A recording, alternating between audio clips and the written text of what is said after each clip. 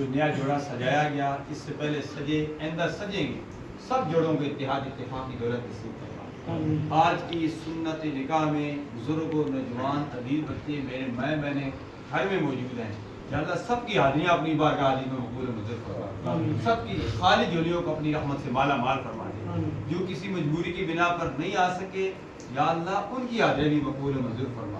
اس ملک پاکستان میں نظام مصطفیٰ صلی اللہ علیہ وسلم کا نفاذ فرما، ملک پاکستان کو معاشی طور پر مستحکم بنا دے۔ یا الہ العالمین، جو مانگا وہ بھی عطا فرما، جو نہیں مانگا بن مانگے عطا فرما۔ جن گھروں میں اتفاقی اتحاد اتفاق میں تبدیل فرما دے۔ جن کی اولاد نہیں ان کو نیک اور صالح اولاد عطا فرما۔ جن کے والدین حیات ہیں انہیں اپنے والدین کی خدمت کرنے کی توفیق عطا فرما، اور جن کے والدین کا سایہ سروں سے اٹھ گیا ہے، یا اللہ ان کے لیے اس جہان میں مہربانیاں فرما، اور ہمارے لیے اس جہان میں مہربانیاں فرما۔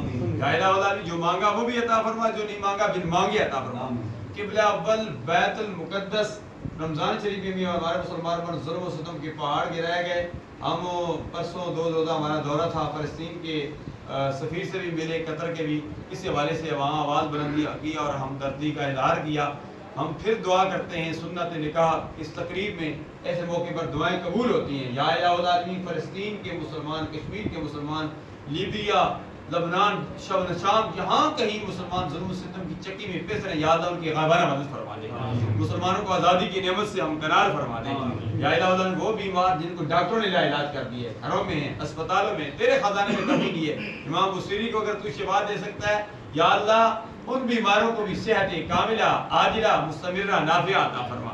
ونفوض امورنا الی اللہ ان اللہ بصیر بالعباد۔